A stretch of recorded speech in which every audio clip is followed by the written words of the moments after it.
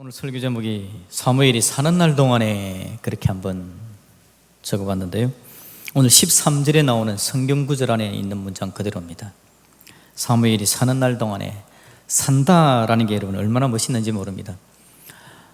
생선을 파는 데 가보면 수족관이 있고 거기에 풀떡이는 생선들이 있지 않습니까?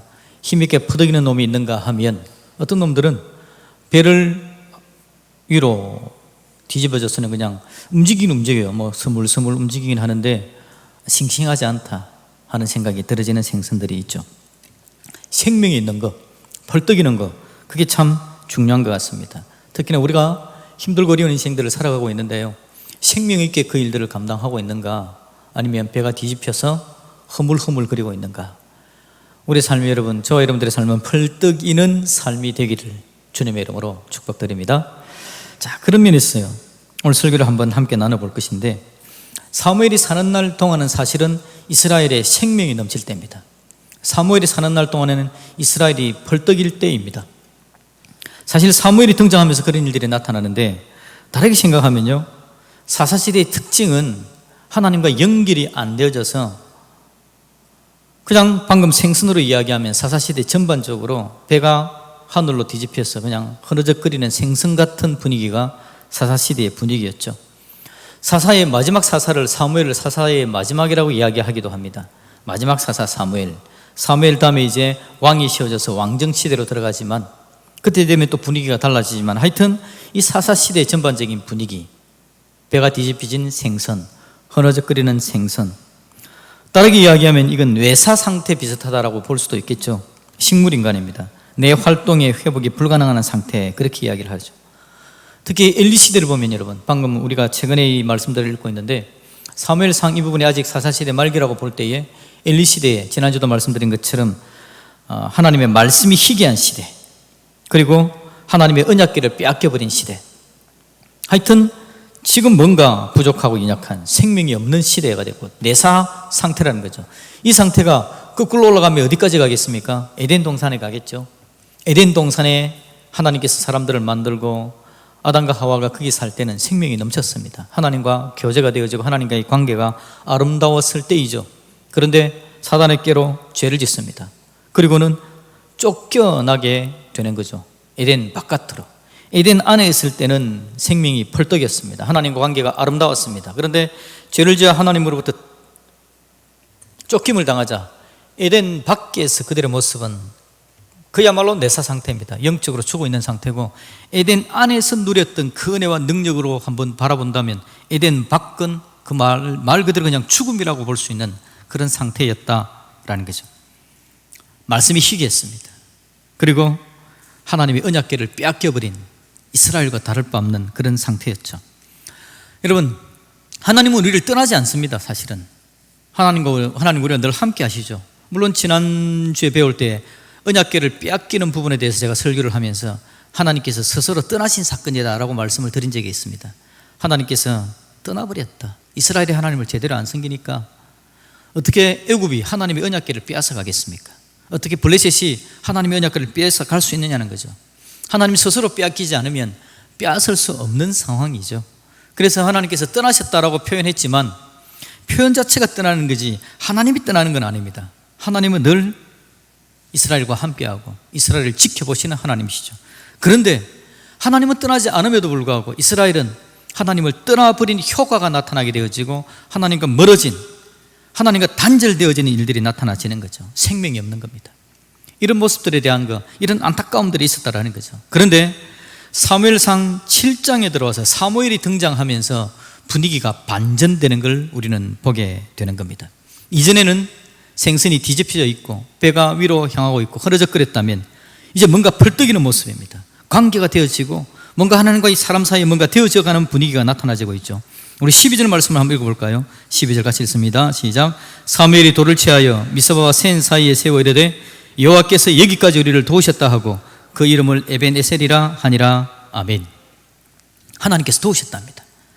하나님은 도우셨던 게 틀림없어요. 근데 문제는 뭐냐니까 하나님께서 곁에 있음에도 불구하고 이스라엘이 하나님을 느끼지도 못하고 도움을 깨닫지도 못했었거든요. 근데 지금 드디어 하나님의 도우심을 알게 되는 겁니다. 미스바라고 이야기합니다. 미스바에서 하나님 앞에서 돌을 쌓으면서 에벤에셀이라고 이야기하죠. 여기까지 도우셨다라는 걸 인정하면서 하나님과 뭔가 교류가 되어지는, 교통이 되어지는, 영적인 생명이 펄떡이는 생명으로 나아가는 모습을 보게 되어지는 거죠. 더 나아가 볼까요? 13절 말씀 우리 같이 한번 읽어봅니다.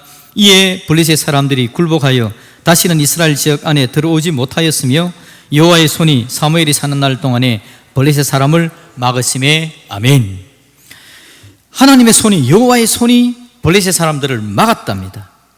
블레셋 사람들이 굴복하고 더 이상 이스라엘 지역 안으로 들어오지를 못했답니다. 더 나아가 볼까요? 14절 말씀을 같이 읽어봅니다. 시작.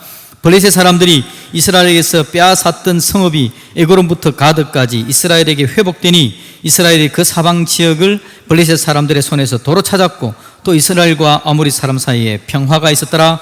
아멘. 블레셋 사람들에게 빼앗겼던 모든 땅들을 다시 찾았답니다. 이게 여러분 그냥 땅 찾은 이야기가 아니고 하나님과의 관계 속에서 하나님의 손이 블레셋 사람들을 막았다. 하나님의 손이 움직이는 게 보입니다. 드디어 이스라엘이 하나님과 교통하면서 하나님 안에서 영적인 생명이 일어나는 모습을 보게 된다라는 거죠. 여러분, 생명이 역동하는 모습이 얼마나 멋있습니까? 전에는 그들이 다 빼앗기는 거였습니다. 하나님 말씀이 희귀하고 하나님의 언약궤, 여호와의 언약궤 빼앗겨버리고 속수무책입니다. 뭔가를 아무것도 할 수 없는 그들의 모습이었죠. 내사 상태였습니다. 그런데 지금 그들은 하나님의 백성다운 모습을 보이고 있습니다. 하나님의 백성답게 멋있게 서 있는 걸 보게 된다라는 거죠. 어떻게 이럴 수 있었는가라는 겁니다. 힌트는 드렸죠. 누가 등장했다고요? 사무엘이 등장한 겁니다. 그러면 여러분, 사무엘이 등장하면 그냥 이렇게 되어지는가? 그럼 우리 시대에도 사무엘이 필요한가? 어디 가서 사무엘을 데려와야 되는가라는 겁니다. 근데 여러분, 그거는 좀 또 다른 이야기겠죠. 사무엘이 등장한 게 맞긴 한데 여러분, 오늘 본문에서 설교 제목이 뭐라고요? 사무엘이 사는 날 동안에 라고 이야기를 했습니다. 사무엘이 사는 날 동안에. 오늘 있었던 생명의 역사는 사무엘이 사는 날 동안에 에벤에셀을 체험하고 사무엘이 사는 동안에 여호와의 손이 블레셋을 막고 이겨내고 승리하고 그 이야기가 계속해서 이어져가는 거죠. 여러분, 사는 날 동안에 그러니까 기억나는 게 없습니까? 사사기를 읽으면서 굉장히 반복적으로 읽었던 것 중에 하나가 바로 사는 날 동안에입니다. 누가 사는 날 동안에? 사사가 사는 날 동안입니다. 사사시대 여러분 이야기가 다시 한번 이야기하면요, 이스라엘이 하나님을 떠납니다. 죄를 짓죠. 우상을 숭배합니다. 그러면 하나님께서 그냥 손 떼십니다. 그러면 어떤 일이 생깁니까? 주위에 있던 족속들이 쳐들어오죠. 이스라엘을 죽입니다. 생명을 빼앗고 곡물들 빼앗아가고 짐승 빼앗아가고 수십 년 동안 수탈당하는 일이 나타나죠. 그러면 그들이 깜짝 놀라 이제는 한참을 지내다가 드디어 정신을 차리고 하나님께로 가는 겁니다. 하나님 도와주세요 라고 말하죠. 그러면 하나님께서 누구를 보내시죠? 사사를 보내주시면 사사가 전쟁에서 이기고 그들을 구해주는 겁니다. 그러면 나오는 단어가 이 사사가 사는 날 동안에 이스라엘이 평안하였고 하나님 말씀을 들었고 그런 이야기가 나오는 겁니다. 수십 년 동안. 그러다가 이 사사가 그 다음에 등장하는 게 죽은 후에라는 말이 나옵니다. 죽은 후에 어떻게 될까요? 이스라엘이 또 하나님 앞에 죄짓습니다. 우상 숭배하고. 그러면 어떤 일이 생기죠? 또 그 다음에 하나님께서 그래 하고 손 떼시면 또 주변의 민족들이 쳐들어와서 죽이고 빼앗아가고 수십 년 동안 고생하고 나면 그들이 또 어떻게 한다고요? 하나님 도와주세요.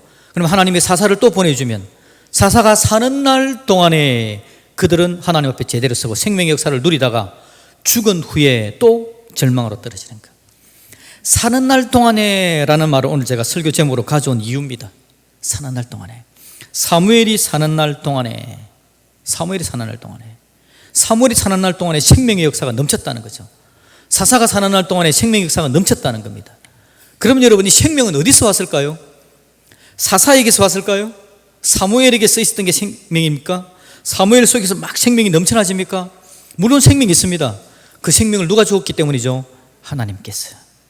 사실 여러분, 우리 시대에 사무엘을 찾을 필요는 없습니다.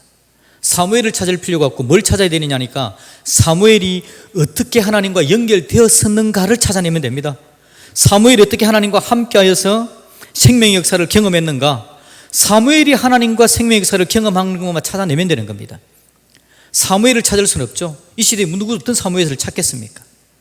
사무엘은 여러분 어떻게 하나님과의 사이에서 생명의 역사를 누렸을까요? 간단합니다. 여러분, 몇 번을 반복해서 말씀드리고 있기 때문에 여러분 머릿속에다 딱 떠오를 겁니다. 그 시대가 여러분 뭐가 없던 시대라고요? 말씀이 없는 시대다 그랬습니다. 말씀이 희귀한 시대였죠. 사무엘이 하나님과 연결된 이유, 사무엘에게 생명이 있었던 이유는 간단합니다. 하나님의 말씀이 그 안에 있었기 때문에, 하나님의 말씀이 들려졌기 때문에, 그 말씀 때문에 사무엘이 생명의 역사를 누리게 되어진 겁니다. 하나님의 말씀이 생명이고 하나님의 말씀이 바로 양식이 되어진 거죠. 하나님 말씀이 그 안에 있을 때 그에게 생명의 역사, 펄떡이는 역사, 은혜가 나타나게 되어진 겁니다. 하나님의 영의 도우심, 말씀이 안에서 넘쳐나지는 겁니다.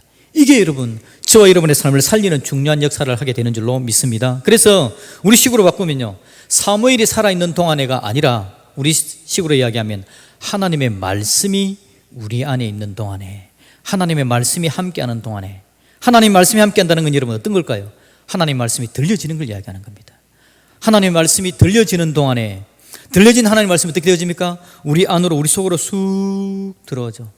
한번 들었다가 지나가는 게 아니라 하나님의 말씀이 들려져 내 안에 하나님 말씀이 임하는 동안에, 내 안에 하나님 말씀이 임하면 어떻게 되어집니까? 그 하나님의 말씀의 은혜로 말미암아 우리의 삶이 말씀에 순종하게 되어지죠. 말씀 때문에 우리의 삶이 순종의 역사가 나타나지는 겁니다. 그러니까 사무엘이 살아있는 동안에, 우리의 식으로 이야기하면 우리의 귀에 하나님의 말씀이 들려지는 동안에, 이 말씀이 우리 안으로 들어와 내 안에 쑥 임하는 동안에, 이 하나님의 말씀으로 말미암아 내 삶에 순종의 역사가 나타나는 동안에를 이야기하는 겁니다. 그러면 우리 안에 생명의 역사가 나타나게 되는 줄로 믿습니다. 살아 역사는 하나님의 은혜를 경험하게 되어지는 거죠. 지금 우리는 여러분 사무엘을 찾을 수가 없습니다. 사무엘을 찾을 필요도 없습니다. 사무엘이 어떻게 하나님의 은혜를 누리고 하나님의 능력 가운데 나아갔는지 그걸 기억하고 그걸 경험하면 되는 것이다 라는 거죠. 저와 여러분에게 하나님의 말씀의 은혜가 있기를 주님의 이름으로 축복드립니다. 말씀이 얼마나 중요한지 모릅니다, 여러분. 자, 두 번째 또 볼까요?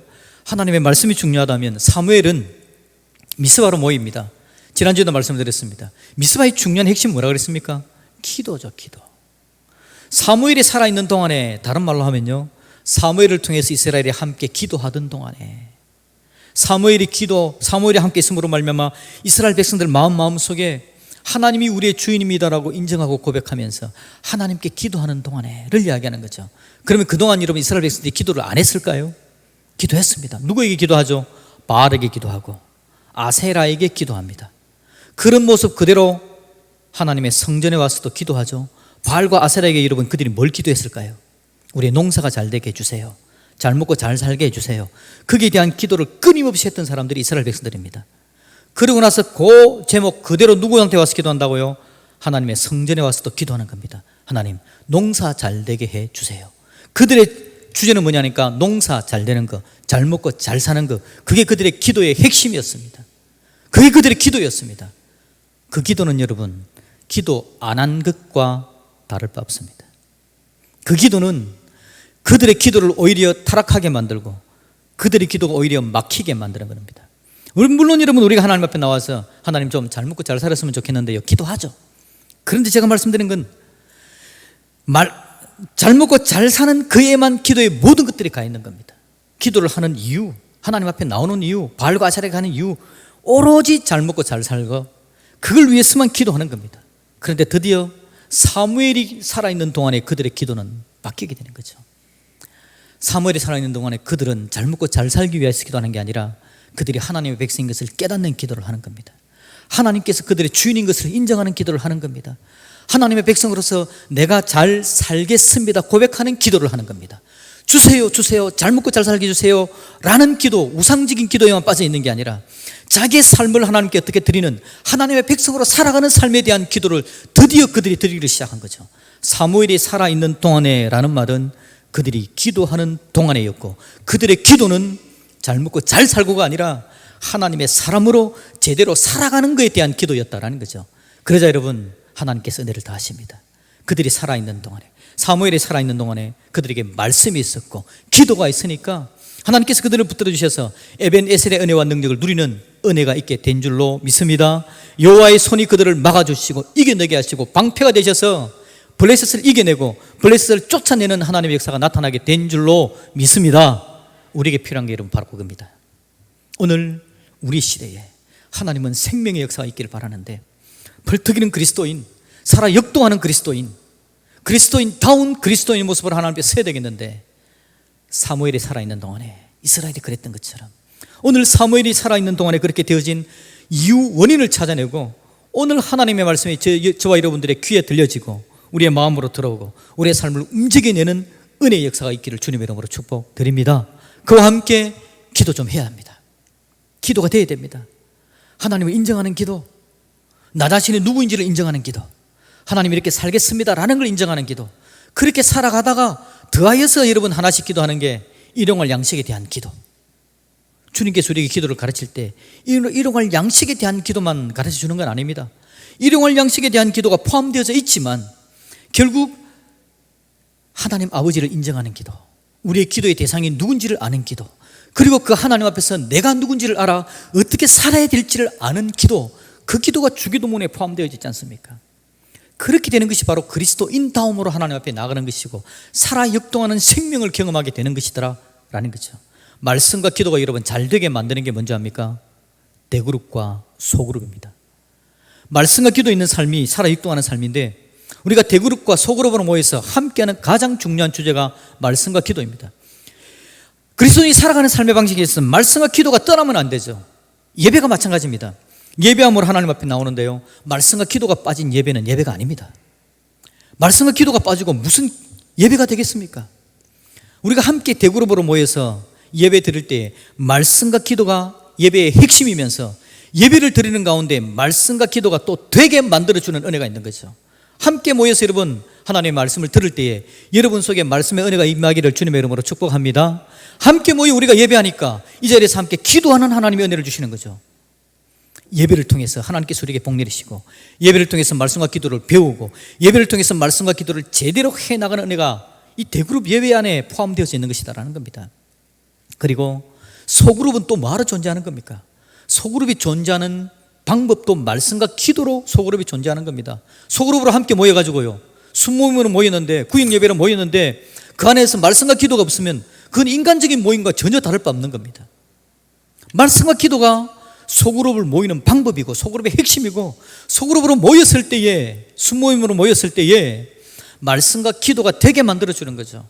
우리가 말씀과 기도의 삶을 살아야 되는데 늘 그렇게 못합니다. 직장도 나가야 되고 여러 가지 살아가는 삶의 문제가 있기 때문에, 그래서 어느 날은 말씀과 기도가 영 아무것도 없이 그냥 절벽으로 내려앉는 때가 있죠. 소그룹으로 모입니다. 함께 모여서 날 위해서 기도해 주는 사람을 느끼고 누군가가 뜨겁게 기도하는 모습을 바라보면서 내 기도가 회복되어지는 게 소그룹 안에서 말씀과 기도의 삶을 나눌 때 가능하게 나타나지는 거죠. 그래서 소그룹이 존재하는 겁니다. 우리 하나님께서 은혜를 주셔서 대그룹과 소그룹을 통해서 우리로 하여금 말씀과 기도의 삶을 이어가게 만들어 주시는데 이 코로나가 그걸 방해하고 있는 겁니다. 우리로 하여금 말씀과 기도, 생명의 역사가 넘쳐나지게 되어지고 사무엘이 살아있는 동안에 이스라엘이 누렸던 그 생명의 역사를 우리가 경험해야 되는데 대그룹과 소그룹이 사라지니 또 여기에 말씀과 기도가 제대로 되지 않게 만드는 엄청난 덫이 여기에 있다는 거죠. 큰 문제입니다. 잠깐 동안 온라인으로만 예배하는 게 가능했었습니다. 온라인으로 예배하는 시간이 길어집니다. 드디어 말씀이 제대로 잘 들리지 않습니다. 기도가 제대로 안 됩니다. 온라인으로만 예배를 드릴 때 나타나지는 현상이죠. 빨리 회복되었으면 좋겠는데, 빨리 회복되었으면 좋겠는데 잘 안 되는 문제가 계속해서 발생하는 겁니다. 이런 때에 믿음이 연약한 자들은 더 믿음 가운데서 떠나갑니다. 왜냐하니까 말씀과 기도가 안 되니까. 그동안은 주위에서 하는 사람들의 모습을 보면서라도 지켜왔는데 이제는 더욱더 멀어져 가버리는 겁니다. 문제는 먼저 된 하나님의 사람들조차도 문제입니다. 우리조차도 하나님 앞에 나와 예배드리면서 말씀과 기도로 하나님 은혜 가운데 세워져 갔었어야 되는데 이것도 모두가 다 희미해져 가는 상황이 되어진 거죠. 나 자신을 세우기도 힘들어집니다. 그러니 다른 사람의 손을 붙잡아 주기는 더 어려워지는 거죠. 여러분, 코로나 때가 특별한 문제가 발생한 때입니다. 이때 여러분, 제가 가만히 생각하니까 이게 인공호흡이 필요할 것 같아요. 인공호흡. 지금 절망의 때입니다. 절박합니다. 이 시간이 더 길어지면 어떻게 되어질까를 고백합니다. 고민합니다. 여러분, 인공호흡을 해야 되는데요, 인공호흡, 말씀과 기도입니다. 우리의 호흡은 무조건 말씀과 기도입니다. 잘 안 되어지도 말씀과 기도에서 답을 찾아야 되고, 이걸 더 풍성하게 만들어가는 것도 말씀과 기도에서 답을 찾아야 합니다. 하나님은 말씀과 기도를 우리의 통로로 활용하셔서 저와 여러분들의 생명을 살리는 놀라운 복을 주실 줄로 믿습니다. 그러게 여러분, 우리는 어떻게 하면 말씀과 기도를 회복할까 고민해야 합니다. 말씀과 기도를 어떻게 하면 회복할까? 어떻게 하면 이것들을 회복하고 다시 하나님 앞에 설 수 있을까? 코로나 시대에 여러분 정부에서 발표하죠. 피곤하고 힘든 때이니까 교회에서는 예배를 드리지 마세요 라고 이야기하니까 그런 줄 알고 갑니다. 맞습니다. 여러분, 건강을 조심해야 됩니다. 건강을 지켜야 됩니다. 나 자신의 건강을 지키고 주위의 사람들의 건강을 지켜야 합니다. 그런데 여러분, 더 중요한 건 영적으로 우리가 생명을 유지하면서 벌떡이는 하나님의 사람으로 서는 겁니다.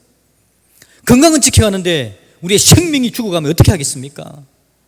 건강은 지켜주는데 우리의 영혼이 갈 길을 잃어가면 어떻게 하겠습니까? 그래서 우리가 정부의 지적을 잘 따르는 가운데 말씀과 기도가 살아날 수 있도록 우리 자신의 노하우와 방법을 찾아가야 되더라라는 거죠. 그래서 여러분, 우리 교회는 어떻게 하든지 저는 모일 겁니다. 정부가 나중에 이야기하기를 10명 밑으로 모이세요라고 이야기하면 주일 예배를 20번 할 수도 있습니다. 주일 예배를 40번 할 수도 있습니다. 어떻게 하든지 저는 모일 겁니다. 모여서 하나님 앞에 예배드리는 걸 만들어 가야 합니다. 말씀과 기도가 줄어들지 않도록, 죽지 않도록, 우리 영혼이 살아나도록. 우리는 홀로 두면 에너지가 떨어집니다. 아무것도 못합니다. 우리 하나님께서 오늘 우리에게 은혜를 자해 주셔서 말씀과 기도가 사라지지 않고 제대로 역동하는 하나님의 사람, 하나님의 교회로 세워지는 저와 여러분들이 되어지기를 주님의 이름으로 축복드립니다. 그러면 우리의 생명은 일어납니다. 말씀과 기도를 통해서 예배가 살아납니다. 말씀과 기도를 통해서 쓰러져 갔던 믿음이 일어나게 되어지고 함께 세워져 나가는 은혜의 역사가 나타나게 됩니다. 내 안에 하나님이 꿈틀거리고 있음을 경험하는 하나님의 사람이 되어야 합니다. 내 안에 하나님이 꿈틀거리는 것은 다른 게 아니라 말씀과 기도가 내 안에 들어와 있을 때를 이야기하는 겁니다. 그 하나님의 은혜와 능력으로 온전히 세워져서 생명의 역사를 경험하는 저와 여러분들이 되었으면 정말 좋겠습니다. 오늘 여러분 성찬식을 했는데요, 이 성찬식을 굳이 해야 되나 제 마음에 둬요. 성찬식을 굳이 해야 되나? 말씀드렸듯이 여러분, 성찬은 보이는 말씀입니다. 보이는 기도입니다. 느껴지는 말씀, 느껴지는 기도가 바로 성찬입니다. 성찬은 예수님의 살과 피를 기념합니다.